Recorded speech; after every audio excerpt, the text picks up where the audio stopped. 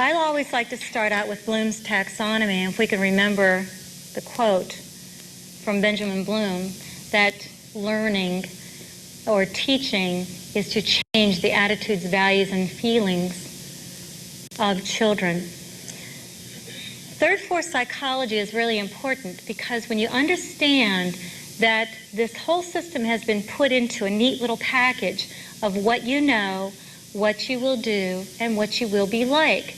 So what we talk about is the cognitive, affective, and psychomotor. And it's real simple because the cognitive is what you think. The affective is what you feel. Those are your orientations. And the psychomotor is how you act. So what you think directly relates to how you feel, directly relates to how you act, or the psychomotor. The psychomotor is behavior. So in order to control behavior, you've got to control what children think and how they feel. And if you want to change behavior or performance, you've got to create a conflict in what children think and what they feel in order to control behavior or the outcome. This is called the whole child process. Understanding the whole child process is really not very difficult because when you think, well, gee, cognitive means 2 plus 2 is 4, and that's true. 2 plus 2 is 4 is a cognitive concept. But it's not just 2 plus 2 is 4, but it's what you think, it's what you believe, what you know to be is true. So it's not only 2 plus 2 is 4, and George Washington was the first president of the United States, but I believe Aunt Mary makes the best apple pie in the world. I do, honest. It's my honest belief, or I believe in God, or I believe that I have a room full of warriors in here today ready to go out and fight for their children. It's what I think. What I think is directly related to how I feel, the emotional, the spontaneous, the spiritual part of really being excited or emotional, spontaneous about things. So what I think and how I feel will directly relate to what I do. What I do when I go out in the world, it is me. It is me. It is you as an individual. And this is what makes up the whole child. It's the social, emotional, and developmental parts of what is going on. Now, also, in the next generation schools, just to go back for a second, there are 3 tasks that they feel are prerequisites to the revolution in education that are required. And that was to identify the knowledge, skills, and attitudes with which students would exit the public school system. They are agreeing that, yes, the Next Generation School Project in Georgia will use the whole child concept of what children will know, what they feel, in order to control what they will be like when they exit the schools of Georgia. So understand what we are talking about. We're talking about Bloom's taxonomy, the whole child theory, and that you must control all the variables in your child's life in order to control the outcome. The most important... And out in the public domain. And we have an important call tonight, especially with respect to what's happening in state after state after state, with the shift becoming more and more clear away from academics to attitudes, values, beliefs, and behaviors. And we've been talking about this from the beginning of this conference call over 4 years ago. And I remember it was a light bulb moment for me when I began to understand what was happening. Thankfully, we had Donna Garner, who has been with us on these conference calls from the very beginning, and she broke it down into that there were 2 types of education. You had your traditional foundational type 1 knowledge-based education where one concept would build on the next and it was developmentally appropriate, and that was a type of education that has been proven successful. That's that type 1.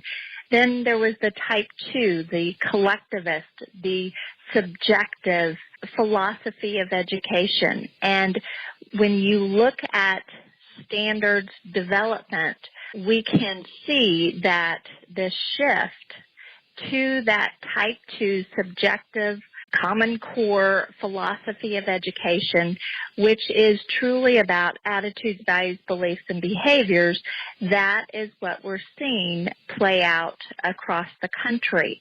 And in fact, there has been this shift with the new replacement of the No Child Left Behind, the Every Student Succeeds Act, which passed in December of 2015, which in fact mandates education shift to the affective domain, that attitudes, values, beliefs, and behaviors. And what we see, and especially here in Texas, but I know that the next generation, I should say, of assessments and accountability, when we were listening to the hearings on those assessments and the new accountability that will eventually replace the STAR end-of-course exam, that it was clear that that shift was to this critical thinking, what they call higher-order thinking skills, which would replace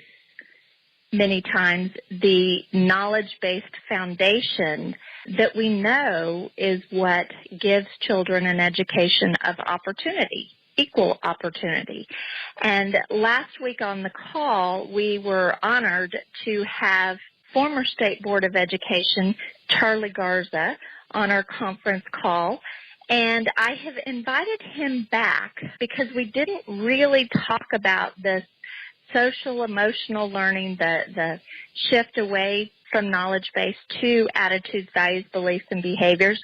And I wanted to get Charlie's take, and especially because he so clearly defined the battles that were had here in Texas at the state board level that got us to where we are today. I wanted to bring Charlie back on and get his take on this. But Charlie, I know that there are people on this call tonight who were not on the call last week and who may not know exactly who you are, and that you're running for state representative here in Texas. So let me bring you back on, give you a chance to quickly introduce yourself again and give folks who are new to this call or who might listen to the archive of this call and didn't have the opportunity to listen to last week's call. So let me give you that opportunity just to once again introduce yourself. Are you there, Charlie? I sure am, Alice. Good afternoon, first of all. Thank you. Thank you for coming back. Well, thank you for inviting me because this topic is quite convoluted in a lot of different ways, but in a lot of ways it's also very well meshed. So let me begin with your first question. I am the youngest of 18 children born in Harlingen, Texas, and South Texas, to extreme poverty. At the age of 7, my dad died of leukemia, and we had to resort to being migrant farm workers. At that point, my mom kind of brought us into what we call the girls' room. We had 2 rooms in the house, a boys' room and a girls' room, and we had just moved from the projects into this home, and we struggled to pay a $35 mortgage, if you can imagine that. And Mom gave us her best, I guess, JFK Ask Not speech and said, you guys all owe, and told all 5 boys that you must serve in the military to pay back during the height of the Vietnam War. And then told the 3 girls, you must all be educators to pay back. Well, we were migrant farm workers till I was the age of 15 from 7, and all my brothers served in the military. 3 were Army and 2 was Navy. I was one of the Navy ones, and I spent just shy of 21 years, of which 10 years were underwater on submarines in my life. From retiring from the Navy, my family all said you should be an educator, and I figured I'd give it a shot and try it, and here I am almost 17 years later as an educator, having served as a teacher, assistant principal, a principal, and assistant superintendent, and as you mentioned earlier, elected to the Texas State Board of Education, where I was chairman of UIL, or University Interscholastic League, and I was vice chair of another organization within the SBOE at that point. Great, great. And last week we really talked a lot about the corruption within politics, within people wanting access or organizations wanting access to that permanent education fund. Education is a big business. And there is so much money involved. And in my book, I wrote about how, there's money to be made when you shift education away from reading, writing, math, and history to grit, tenacity, and perseverance. And, if you're taught math correctly, for instance, where you take the time, you have teachers who take the time to teach children their multiplication tables, addition, subtraction, and where one concept builds on the next. You shouldn't have to have, generally, grit and tenacity to do math problems if you're taught them correctly. But it seems now that our children have to have that grit, tenacity, and perseverance just to do math at a very basic level because it's so developmentally inappropriate with all these different process standards and all of this.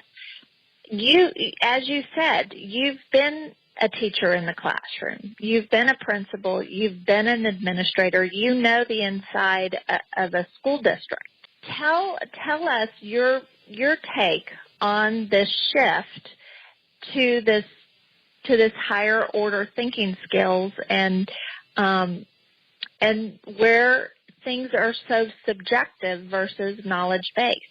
Wow. Well, let me begin by first being a good teacher and giving definitions of terms that I may use over and over again so as to not to lose the crowd.